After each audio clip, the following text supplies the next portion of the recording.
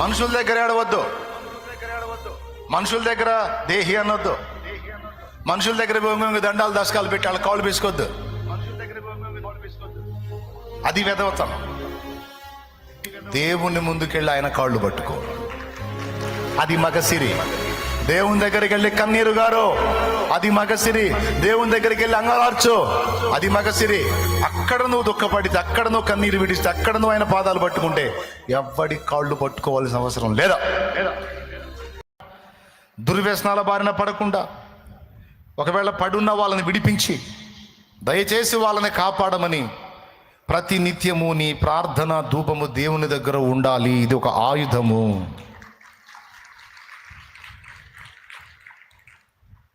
దేవుడు మనకిచ్చిన ఆయుధములలో ప్రప్రథమమైంది ఏంటి? మన మీద దాడులు జరుగుతాయా లేవా? మనది యుద్ధమా కాదా? పోరాటమా కాదా? పిచ్చోళ్ళ మధ్యలో ప్రశాంతంగా ఉండాలంటే ఏం చేయాలి? పిచ్చోళ్ళకి పిచ్చి తగ్గునట్లు ఇంకా వేరే మందే లేదు, ప్రార్థనే. ఇలాగూ నువ్వు దేవునికి మొరపెట్టుట ద్వారా దేవుడు కదులుతాడు. ఇక దేవుడు గదిలి లైన్లోకి వస్తే ఇక అంతకు మించిన ఆయుధం ఏముంది? మన ఆయుధము దేవుడే, మన ఆభరణము దేవుడే, మన కిరీటము దేవుడే, మన స్వాస్థ్యము దేవుడే, మన ఆయుధము దేవుడే, మన కేడము దేవుడే. నా బలమా నా కోట ఆరాధన నీకే, నా బలమా నా కోట ఆరాధన నీకే, నా దుర్గమా ఆశ్రయమా ఆరాధన నీకే, నా దుర్గమా ఆశ్రయమా ఆరాధన నీకే, ఆరాధన ఆరాధన అబ్బా తండ్రి నీకేనయ్యా, రాజా నీ భవనములో దీపములు వేచియుందును, యేసు రాజా నీ భవనములో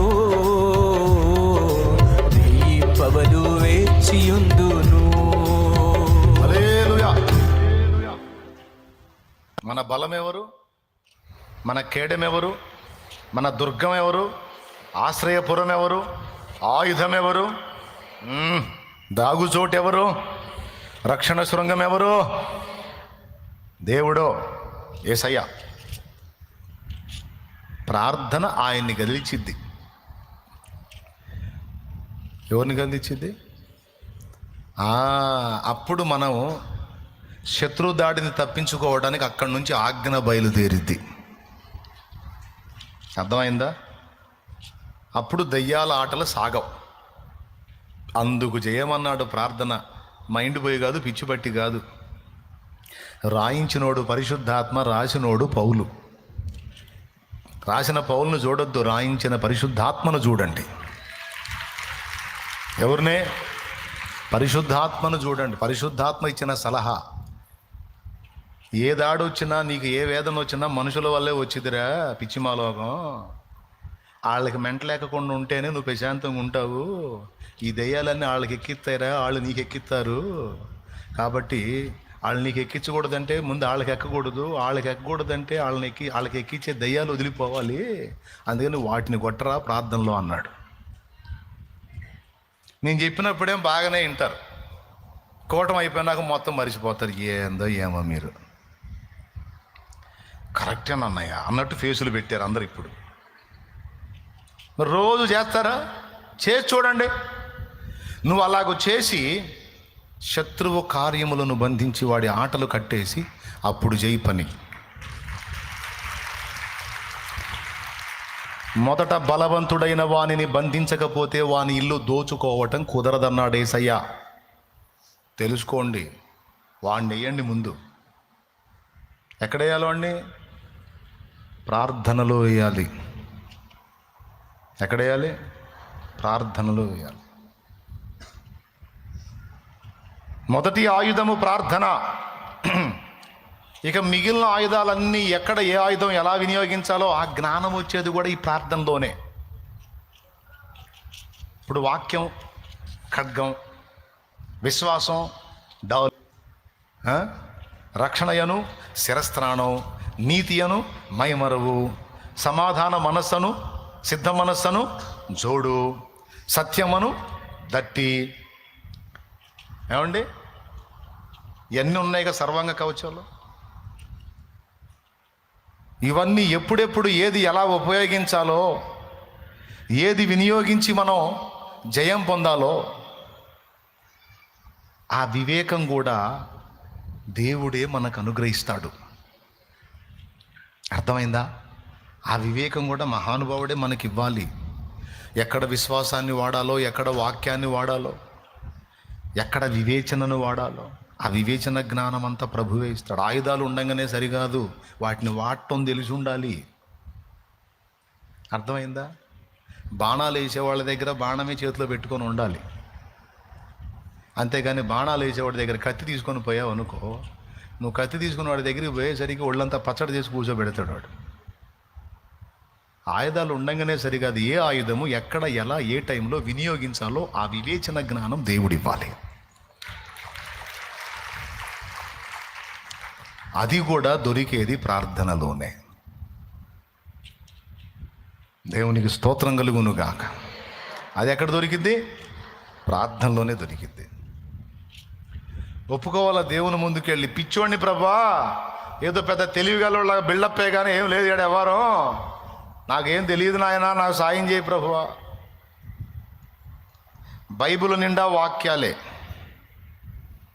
అయితే అన్ని వాక్యాలు ఒకే సందర్భానికి సంబంధించినవి కావు.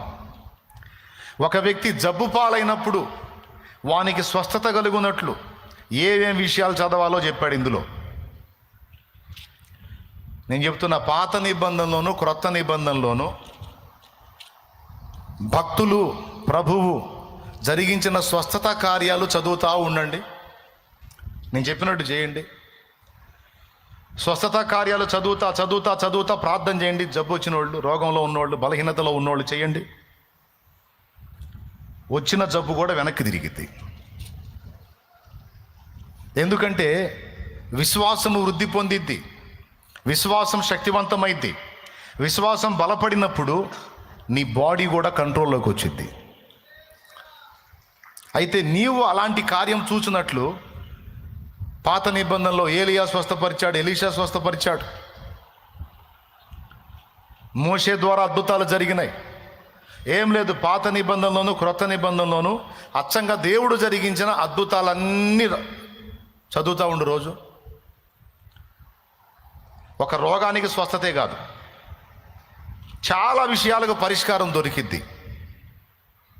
దేవునికి స్తోత్రం.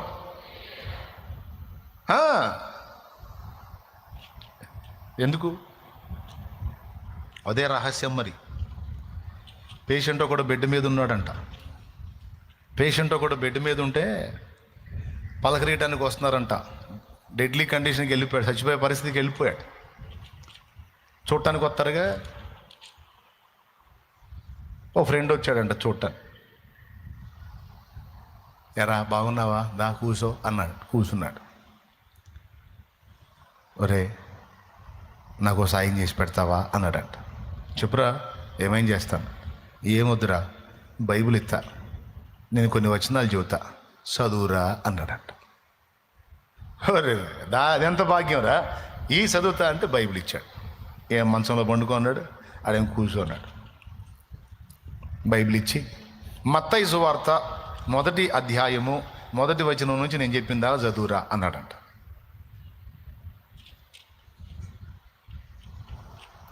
చదివాడు. అబ్రహాము కుమారుడగు దావీదు కుమారుడైన యేసుక్రీస్తు వంశావళి. అబ్రహాము ఇస్సాకును కనెను, ఇస్సాకు యాకోబును కనెను, యాకోబు యోదాను అతని అన్నదమ్ములను కనెను, యోదా తామారునందు పెరేసును జరహును కనెను, పెరేసు ఎస్రోమును కనెను, ఎస్రోము ఆరామును కనెను, ఆరాము అమీనాదాబును కనెను, అమీనాదాబు నయస్సోనును కనెను, నయస్సోను సల్మానును కన్ను, సల్మాన్ రాహబునందు బోయజును కన్ను, బోయజ్ రూతునందు ఓబేదును కన్ను, ఓబేద్ యెషైని కనెను, యెషై రాజైన దావీదును కన్ను, ఉరియా భార్య కన్ను, ఆమె యందు దావీదు సొలొమోను కనెను, సొలొమోను రెహబామును కన్ను, రెహబాము అబియాను కన్ను, అబియాము ఆసాను కనెను, ఆసా యెహోషాపాతును కన్ను, యెహోషాపాతు యెహోరామును కన్ను, యెహోరాము ఉజ్జియాను కన్ను. మొత్తం పేర్లే ఉంటాయి. దేవునికి స్తోత్రం. ఆ పేర్లు చదువుతుంటే ఈ మంచంలో పండుకున్నాడు ఆహా ఆహా అంటున్నాడు. దేవునికి స్తోత్రం. అరే రే భలే చదివావు, అరే ఇంకొక అధ్యాయం చదువురా. మళ్ళీ లూకాసు వార్త, మళ్ళీ ఆడ కూడా పేర్లే. లూకాసు వార్త 2వ అధ్యాయమా 3:23 నుంచి అంటే చదువు. 3:23. యేసు బోధింపు మొదలు పెట్టినప్పుడు ఆయన దాదాపు 30 ఏండ్ల ఈడు గలవాడు. ఆయన యోసేపు కుమారుడని ఎంచబడెను. యోసేపు హేలీకి, హేలీ మత్తాతుకు, మత్తాతు లేవికి. ఆ రెఫరెన్స్ అక్కడ నుంచి చూపించి ఇక్కడ నుంచి చదువురా అన్నాడు. మళ్ళీ మొత్తం ఇంకేం చదవని ఇట్లా. ఇక హేలీ మత్తతుకు, మత్తతు లేవి, లేవి మెల్కీకి, ఇక మొత్తం పేర్లే ఉంటాయి ఆడ. మెల్కి ఎన్నకు, ఎన్న యోసేపుకు, యోసేపు మత్తతీయకు, మత్తతి ఆమోసుకు, ఆమోసు నాహోముకు, నాహోము ఎస్లీకి, ఎస్లీ నగ్గయికి, నగ్గయి మయతతుకు, మయతతు మత్తతీయకు, మత్తతీయ సిమియకు, సిమియా యోసేకు, యోసేకు యోధాకు. ఈ రకంగా మళ్ళీ అక్కడ వరుసగా పేర్లే ఉంటాయి. మత్తయి సువార్త 1లోను, లూకా సువార్త 3లో. సరే వదిలే. మళ్ళీ దినవృత్తాంతాలు 1వ అధ్యాయం చదువురా. మొదటి గ్రంథం 1వ అధ్యాయం చదువు. మళ్ళీ దినవృత్తాంతాలు 1వ గ్రంథం 1వ అధ్యాయం. ఆదాము, షేతు, ఎనోషు, కెయినాను, మహాలలేలు, ఎరేదు, హనోకు, మెతూషెల, లేమెకు, నోవాహు, షేము. ఇవన్నీ చదువుతుంటే ఆహా ఆహా ఓహో అద్భుతం, ఎంత హాయిగా ఉందిరా అంట. ఏదన్నా యేసు ప్రభు స్వస్థత చేసిన కార్యాలు చదవమంటాడు అనుకుంటే ఏంది అన్ని పేర్లు చదివిస్తున్నాడు ఏందని చదివేవాడి చిరాకు పుట్టింది. చివరి కూడా అడిగాడురా, ఈ పేర్లు చదివితా ఉంటే నువ్వు ఇంతసేపు ఆనందపడుతున్నావు, నీకేం అర్థమైందిరా? ఆ యేసు ప్రభు చేసిన కార్యాలు చదివించకుండా నువ్వు పేర్లు చదివిస్తున్నావు ఏమిట్రా అని అడిగాడంట. అప్పుడు అది చెప్పాడు, బెడ్ మీద ఉన్నాడు, ఏం లేదురా, వీళ్ళందరూ వేల సంవత్సరాల క్రితం ఉన్న వ్యక్తులు, ఎప్పుడో గతించిపోయిన వాళ్ళు. ఇంతమంది పేర్లలో ఒక్కడిని కూడా మిస్ కాకుండా గుర్తుపెట్టుకున్న నా దేవుడు నా పేరు మర్చిపోతాడంట. నన్ను మర్చిపోతాడా? అసలు ఆ తలంపే ఎంత హాయిగా ఉందో తెలుసా? ఏం తలంపు? ఆయన వీరందరినీ మర్చిపోలేదు, గుర్తుపెట్టుకున్నాడు. ఆయన నన్ను కూడా మర్చిపోలేదు, నేను ఆయనకు గుర్తున్నానన్న తలంపే హాయిగా ఉందిరన్న. చేయి విడువడు, చేయి విడువడు, చేయి విడువడు, నిన్ను చేయి విడువడు. ఎవరు నన్ను చేయి విడిచిన యేసు చేయి విడువడు. ఎవరు నన్ను చేయి విడిచిన యేసు చేయి విడువడు, చేయి విడువడు, చేయి విడువడు, చేయి విడువడు, నిన్ను చేయి విడువడు. దేవునికి మహిమ. ఎంత హాయిగా ఉంది.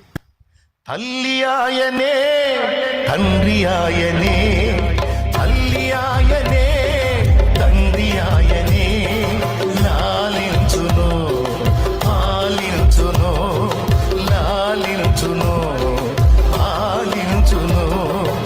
ఎవరు నన్ను చేయి విడిచిన యేసు చేయి విడువడు. ఎవరు నన్ను చేయి విడిచిన యేసు చేయి విడువడు. వేదన శ్రమలు ఉన్నప్పుడెల్లా, వేదన శ్రమలు ఉన్నప్పుడెల్లా వేడుకొందునే, కాపాడునే, వేడుకొందునే, కాపాడునే. ఎవరు నన్ను చేయి విడిచిన యేసు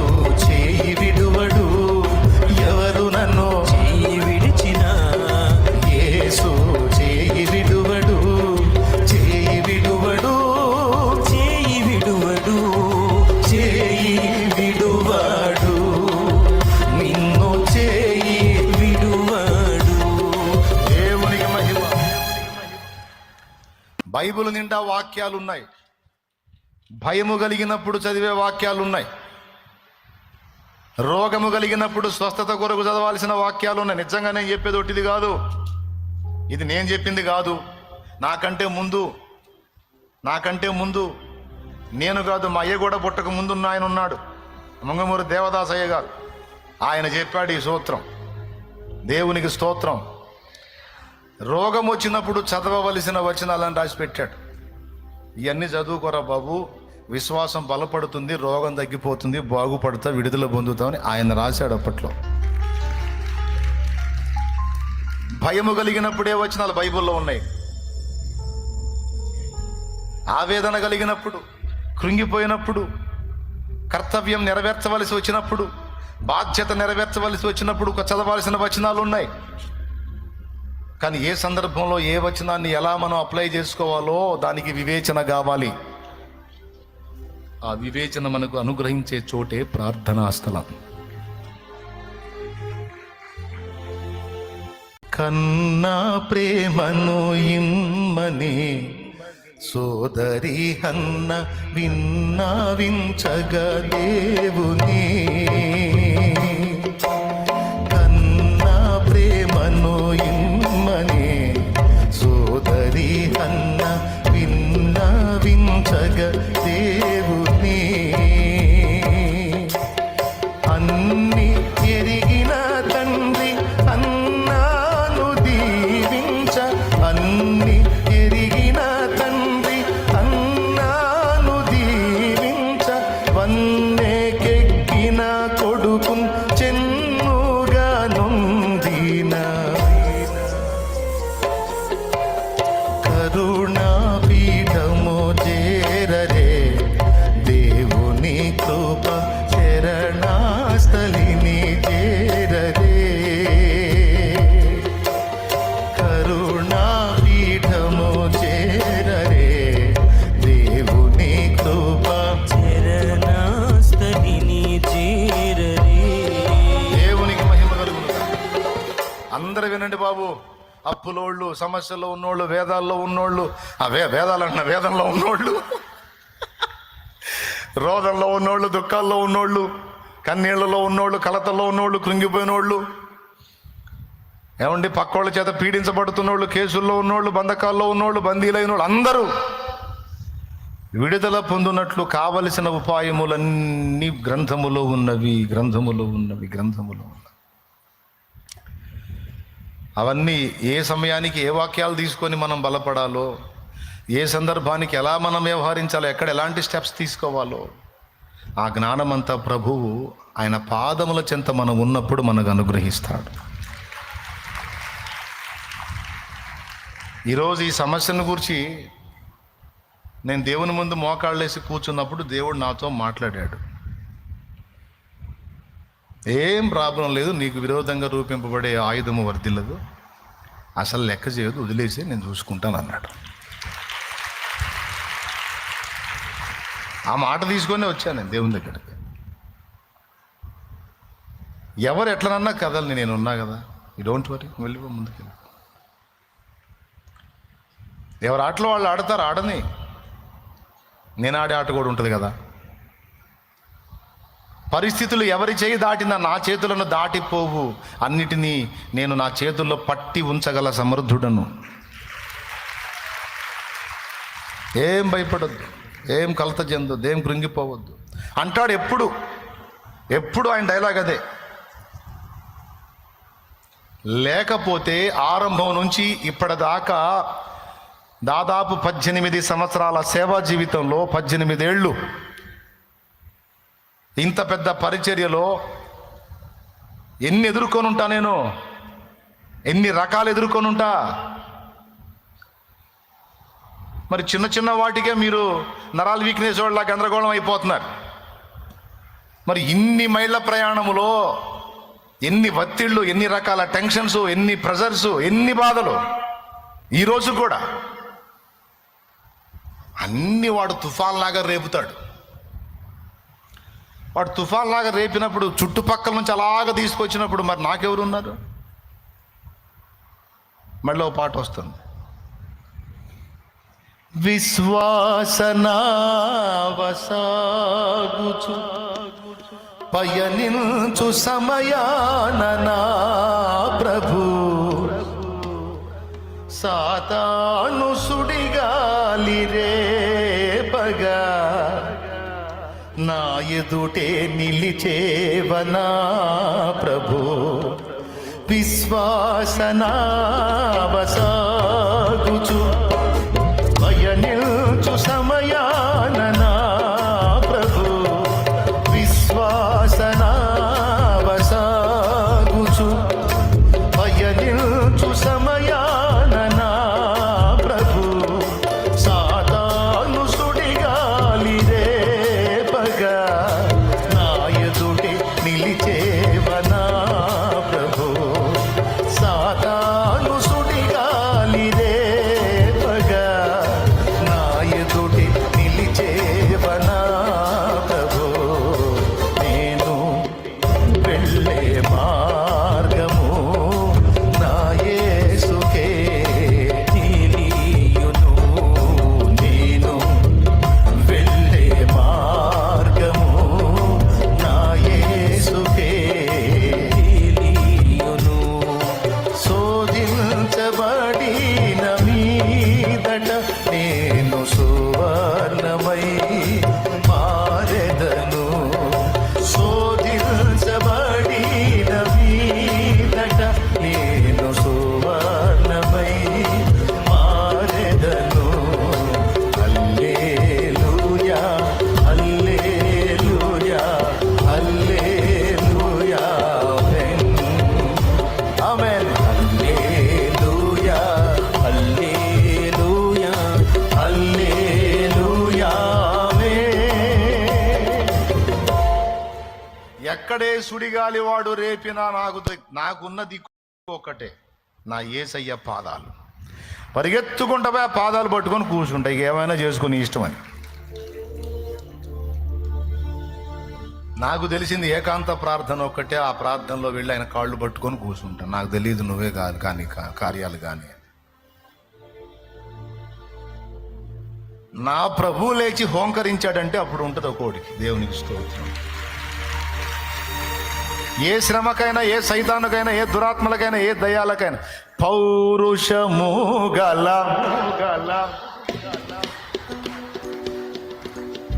ఏమని రాసుకుంది తెలుసా? ఏబు గ్రంథములో పర్వతములను పడద్రోయువాడని రాసుకుంది.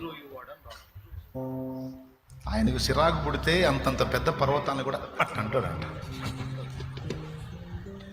అర్థమైందా? అంతే, చేతితో అన్నాడంటే తల్లి తలకిందులు అయిపోతాయి.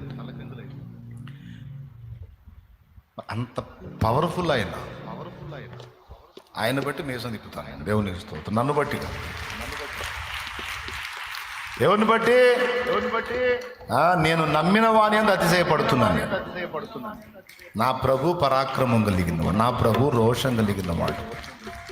పౌరుషము గల ప్రభు కోపింపగ పర్వతముల పునాదులు వణికెన. పౌరుషంగా పాడడా కూర్చోమంట. పర్వతముల పునాదులు వణికె తన నోట నుండి వచ్చిన అగ్ని, తన నోట నుండి వచ్చిన అగ్ని దహించి వేసెను వైరుల నెల్ల, దహించి వేసెను వైరుల నెల్ల. యెహోవా నా బలమా, యథార్థమైనది ఈ మార్గం, పరిపూర్ణమైనది ఈ మార్గం. ఏబు గ్రంథము 9వ అధ్యాయము. ఏబు గ్రంథము 9వ అధ్యాయము 4వ వచనం నుంచి చదవయా. అది మాట్లాడాడు పొద్దున నాతో. చదువు. ఆయన మహావివేకి, అధిక బల సంపన్నుడు. అద్దుగో. ఆయనతో పోరాడ తెగించి హాని నొందని వాడెవడు? వాటికి తెలియకుండా పర్వతములను తీసివేయువాడు ఆయనే. ఉగ్రత కలిగి వాటిని బొర్లదోయువాడు ఆయనే. బోర్లదోయువాడు అంటే ఇందా నేను చెప్పిందేగా, ఉందా లేదా అక్కడ? ఇక్కడేమో పర్వతాలను బోర్లు దోస్తాడంట. ఇట్లా ఉన్న పర్వతాలు ఇలా అయిపోలా. చదువు. భూమిని దాని స్థలములో నుండి కదిలించువాడు ఆయనే, దాని స్తంభములు అదరజేయువాడు ఆయనే. ఉదయింపవద్దని ఆయన సూర్యునికి ఆజ్ఞాపింపగా అతడు ఉదయింపడు. ఆయన నక్షత్రములను మరుగుపరచును. ఆయన ఒక్కడే ఆకాశ మండలమును విశాలపరచు. సముద్ర తరంగముల మీద ఆయన నడుచుచున్నాడు. ఆయన స్వాతి, మృగశీర్షము, కృతిక అను వాటిని, దక్షిణ నక్షత్ర రాశులను చేసినవాడు, ఎవడునో తెలుసుకొనలేని మహత్తైన కార్యములను, లెక్కలేనన్ని అద్భుత క్రియలను ఆయన చేయుచున్నాడు. హల్లెలూయా, హల్లెలూయా, హల్లెలూయా. అది నా దేవుడు. ఏ ఆపదైనా గుర్తుపెట్టుకోండి, ఏ ఐడియా అయినా, అర్థమైందా, ఆయనే ఇస్తాడు. ఏ ఆపదైనా సరే తప్పించుకునే మార్గమును ఆయన్నే చూపిస్తాడు. బాబు మీకు ఏదన్నా మైండ్ సరిగా పనిచేస్తే, అమ్మ మీకు సరిగా మైండ్ పనిచేస్తే ఇక మీకు పెద్ద ప్రసంగమే అవసరం, అయిపోయింది. ఆయుధం ఒక్కటే కాదు, చాలా ఆయుధాలు ఉన్నాయి. వాక్యం అనే ఖడ్గం అన్నాడు, సత్యం అనే దట్టి అన్నాడు, నీతి అనే మైమరవు అన్నాడు, విశ్వాసం అను డాల్ అన్నాడు. ఇవన్నీ వాడకంలోకి తెచ్చేది కూడా ప్రార్థనే. పరిశుద్ధాత్మ కూడా ఒక ఆయుధం మనకి. ఈ ఆయుధాలన్నిటినీ వాడకంలోకి సరిగ్గా తెచ్చి మనం వినియోగపరచుకోవాలి అంటే, ఏ ఆయుధాన్ని ఎప్పుడు ఎక్కడ ఎలా వాడాలో ఆ వివేకం ఇచ్చే మహావివేకి నా యేసయ్య. అందుకే అన్నిటికంటే ముఖ్యముగా విజ్ఞాపన, ప్రార్థన, యాచన, కృతజ్ఞత, స్తుతి అన్నాడు. అంటే ప్రార్థన అంత కీలకమైంది, అంత అవసరమైంది. చెప్పండి, మెంటలోళ్ళ మధ్య మనం ప్రశాంతంగా ఉండాలంటే వాళ్ళకి మెంటలు తగ్గాలి, లేదా మనకు మెంటలన్నా ఆల్రెడీ మన గతంలో వచ్చింది, ఇప్పుడు తగ్గింది. నువ్వు మెంటలోళ్ళని మిమ్మల్ని మెంటల్ది అన్నావు కదా అని అనుకుంటాను. మా అమ్మ మెంటల్ది అయితే 8 మంది, మేము మొత్తం ఇప్పుడు ఆరుగురు ఎక్కలు ఎట్టొచ్చాయండి. మా అమ్మ పిచ్చిదైతే ఏదో నాకు అందుబాటులో ఉన్నప్పుడు ఏదో మామూలుగా పలకరియట్లేదు, అట్లా ఈ జోగుతో పలకరించుకుంటూ ఉంటాం మా అమ్మని, అంతే. అర్థమైందా? మా అమ్మ బంగారు తల్లి. కోపడ్డా కూడా న్యాయం ఉంటుంది. అమ్మ కోపంలో న్యాయం ఉంటుంది, అన్యాయంగా కోపపడదు. ఒక్కోసారి అపార్థం చేసుకున్నా అర్థమయ్యేటట్టు చెబితే, మరి నాకేం తెలుసు అట్ట అనుకున్నానని కూల్ అయిపోయింది. మరి మా నాన్న మిక్కిలి సాత్వికుడు, 4 ఆడపిల్లలు మరి ఇంట్లో. మరి మా అమ్మ కోటింగ్ ఇవ్వకపోతే మరి మా నాన్న కోటింగ్ ఇచ్చేవాడు కాదు కదా. మరి ఎన్ని రకాలుగా భక్తి కూడా మా అమ్మకే ఎక్కువ. చిన్నప్పుడు గుళ్ళన్నీ అవే తిప్పింది నన్ను. పాటలు పాడినప్పుడు మా నాన్న లోపాలు చెప్పేవాడు, మమ్మేమో ఎంత చండాలంగా పాడిన భలే ఉందయ్యా అనేది. మెచ్చుకొని నన్ను ప్రోత్సహించిన మొట్టమొదటి అభిమాని మమ్మే. ఏమండి, మా అమ్మ మెంటల్ది అయితే మేము ఎట్లా ఎందుకుంటాం? మంచి తల్లి, దేవుడు ఆమెకి దీర్ఘాయువు ఇవ్వాలి. ఇచ్చాడు, ఇప్పటికి సమృద్ధిగా ఆమెకి ఆయుష్ని ఇచ్చాడు, చూడాల్సినవన్నీ చూసేటట్టు చేశాడు. ఎన్ని కన్నీళ్లు గార్చిందో, ఎంత వేదన పడిందో, దాని అంతటిని సంతోషంగా చేసి చూపించాడు ఆమెకి దేవుడు. నేను అనుకుంటున్న ధన్యురాలైన తల్లి అని.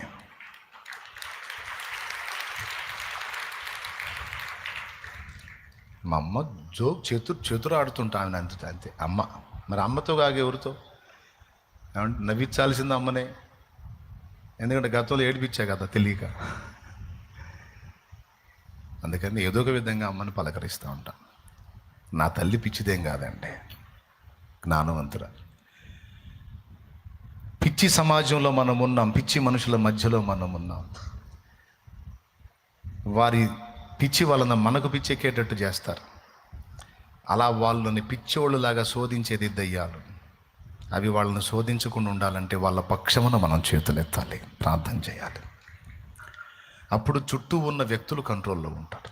వ్యక్తులు కంట్రోల్లో ఉంటే నువ్వు సంపూర్ణ భక్తి చేసుకుంటావు, మాన్యత కలిగి అంటే గౌరవనీయంగా బతుకుతావు, నెమ్మదిగా ఉంటావు, సుఖంగా ఉంటావు. దీనికి అవసరమైంది ఏంటి? విజ్ఞాపన, ప్రార్థన, యాచన. రైట్. మరి శత్రువులను ఎదిరించడానికి ఉపయోగపెట్టాల్సిన ఆయుధాలన్నిటినీ కూడా సరిగ్గా అమలు చేయడానికి కావలసిన వివేచన జ్ఞానం ఇచ్చేది ఎవరు? యేసయ్యే. మహావివేకి కదా, అనంత జ్ఞాని కదా, విశ్వానికి యజమాని కదా, మన హృదయపు అభిమాని కదా, మన బ్రతుకు చుక్కాని కదా. మరి ఎవరి పాదాల దగ్గర పరిగెత్తాలి? గ్రంథములో ఎప్పటికి అవసరమైన వచనాన్ని అప్పుడే చూపిస్తాడు. భయపడిన వేళ ధైర్యపరిచే వచనాలు, కృంగిన వేళ లేవనెత్తే వచనాలు, రోగము వేళ స్వస్థపరిచే మొత్తం ఇందులో నుంచే మాట్లాడతాడు. చాలాసార్లు నాకు అవసరమైన సంగతులన్నీ నా తండ్రి తన గ్రంథము నుంచే మాట్లాడాడు. అందులో మాట్లాడిన ప్రతి మాట అక్షరాల నెరవేర్చి నిలబెట్టాడు. నేను గ్రంథాన్ని నమ్ముతాను, నా ప్రభు పాదాల దగ్గరికి వెళ్ళి ఆయన సన్నిధిని నమ్ముతాను, ఆయన ప్రసన్నతను నమ్ముతాను, నా ప్రార్థన వింటాడని నమ్ముతాను. నేను పోయి ఏకాంత ప్రార్థనలో కూర్చుంటే, ఏకాంత ప్రార్థనకి వెళ్ళి నేను మోకాళ్ళుని మొర్ర పెట్టక మునిపే నేను ఏ ఉద్దేశంతో వచ్చానో ఆ ఉద్దేశం ఎరిగి నా కోసం కూర్చునే దేవుడు నా దేవుడు. నువ్వు రాయ్యా అని మొర్రపెట్ట నిమిత్తం లేదు. నేను ఆయనతో కలవాలి, మాట్లాడుకోవాలి, ఆయనతో గడపాలని ఏ ఉద్దేశంతో ఆయన పాదాల దగ్గరికి వెళ్తున్నానో నా ఉద్దేశాన్ని ఎరిగిన నా తండ్రి నాకంటే ముందే వచ్చి కూర్చుంటాడు అక్కడ. యాకోబు ఏ ఉద్దేశంతో కుటుంబం మొత్తాన్ని, పశువుల్ని, పనోళ్ళని, పిల్లల్ని మొత్తాన్ని ఏరు దాటించి కూర్చున్నాడు ఒంటరిగా? దేవుడికి తెలియదు. ఉద్దేశం ఎరిగిన దేవుడు యాకోబు పిలువకయ్య వచ్చేసాడు. మన ఉద్దేశాలు ఎరిగి కదులుతాడండి ఆయన. నువ్వు దేవుని సన్నిధికి వెళ్ళి మొర్రపెట్టి మొత్తుకోనక్కర్ల. నువ్వు కన్నీరు గార్చినప్పుడు ఎందుకు ఏడుస్తున్నావో తెలుసు ఆయనకి. ఏది నిన్ను బాధ పెట్టిందో, ఏది నిన్ను క్షోభ పెడుతుందో, ఏది నిన్ను కృంగదీసిందో, ఏది నిన్ను భయపెట్టిందో తెలుసు. ఆయన సన్నిధి వచ్చేస్తుంది నీ దగ్గరికి. అలాగా ఏ తల్లి కూడా చూపనంత ప్రేమ నా యేసయ్య నీ ఎడల చూపుతాడు. కావాలంటే చూడు, దేవుని పాదాల దగ్గరికి వెళ్ళి కన్నీటి ప్రార్థన చేసి కూర్చో. నువ్వు ఎంత ఆదరణగా ఉంటుందో చూడు. ఏం జరిగిద్దో అర్థం కాదు. మామూలుగా ఏడిస్తే స్వాంతన వచ్చిద్దా, వేదన ఎక్కువైద్దా? ఏడిస్తే స్వాంతన వచ్చిద్దా, ప్రశాంతత వచ్చిద్దా, ఇంకా వేదన ఎక్కువైద్దా? సహజంగా వేదన ఏడిచినప్పుడు ఇంకా బాధ ఎక్కువైద్ది. కానీ ప్రభు పాదాల దగ్గరికి వెళ్ళి నువ్వు ఏడిస్తే ఆయన కౌగిలించుకున్నట్టు నీకు కనబడడు, కానీ ఖచ్చితంగా ఆయన నిన్ను హత్తుకుంటాడు.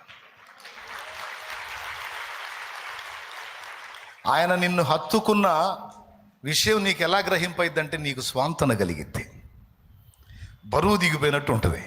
ఎంతమందికి ఉంది అనుభవం? ఉందా నిజంగా?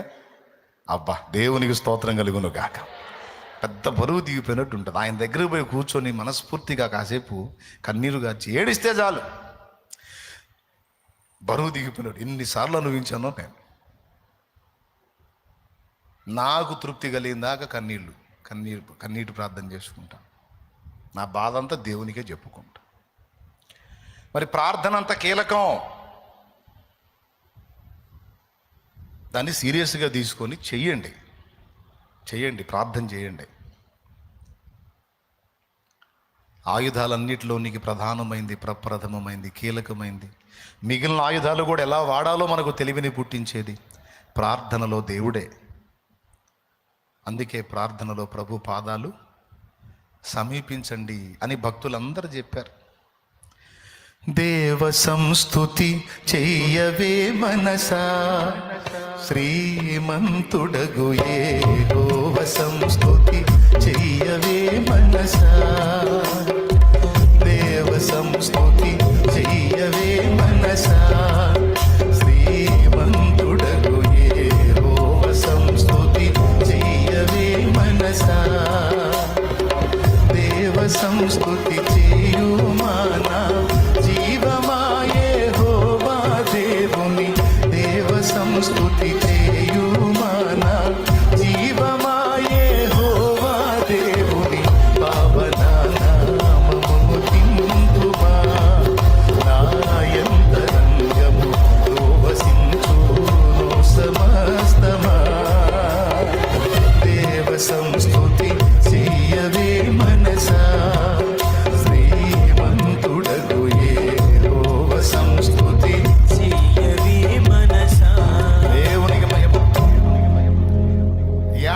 వెధవతనం అనుకుంటారు సహజంగా లోకం. కన్నీరు గార్చడం వెధవతనం అనుకుంటారు సహజంగా లోకం. అందుకే జెంట్స్ చాలా మంది కన్నీళ్లు పెట్టుకోరు. వానికి ఎంత బాధ కలిగినా ఏ కాడికి కళ్ళల్లో నీళ్లు కళ్ళల్లోనే గుక్కుతూ ఉంటాడు కానీ బయటపడాడు. నిజమే, ఒక రకంగా లోకం చెప్పింది. ఏడవటం ఒక రకమైన బలహీనత. కానీ ఇక్కడ మనం పురుషులు స్త్రీలు అందరూ గుర్తించాల్సింది ఏంటంటే, బైబిల్ చెప్పిన అర్థం ఏడుపుకి వేరు. బైబిల్ చెప్పిన అర్థం ఏడుపుకి ఏంటో తెలుసా? కన్నీటికి మగసిది అన్నాడు. విచిత్రమైన అర్థం ఇచ్చాడు బైబిల్. ఏడుపుకి బైబిల్ ఇచ్చినటువంటి నిర్వచనం మగసిరి. హోషేయ గ్రంథములో చెప్పాడు, యాకోబు మగసిరి గలవాడై కన్నీళ్లతో దేవుని వేడుకొని. చూస్తారా? 12వ అధ్యాయం 3వ వచనం. హోషేయ గ్రంథము 12:3 చదువు. తల్లి గర్భమందు యాకోబు తన సహోదరుని మడిమెను పట్టుకొనెను. మగసిరి గలవాడై అతడు దేవునితో పోరాడెను. అతడు దూతతో పోరాడి జయముందెను. అతడు కన్నీరు విడిచి అతని బతిమాలెను. బేతేరులో ఆయన అతనికి ప్రత్యక్షమాయెను. చూసారా? మగసిరి గలవాడై దేవునితో పోరాడెను. ఏంటి మగసిరి అంటే? అతడు దూతతో పోరాడి జయముందని. ఎట్లా పోరాడాడు? అక్కడ చెప్పాడు, కన్నీరు విడిచి అతని బతిమాలెను. కన్నీటి ప్రార్థన. విధవతనం అనుకోవద్దు. మనుషుల దగ్గర ఏడవద్దు. మనుషుల దగ్గర దేహి అనొద్దు. మనుషుల దగ్గర దండాలు దశకాలు పెట్టి వాళ్ళ కాళ్ళు వేసుకోవద్దు. అది విధవతనం. దేవుని ముందుకెళ్ళి ఆయన కాళ్ళు పట్టుకో. అది మగసిరి. దేవుని దగ్గరికి వెళ్ళి కన్నీరు గారు, అది మగసిరి. దేవుని దగ్గరికి వెళ్ళి అంగలార్చు, అది మగసిరి.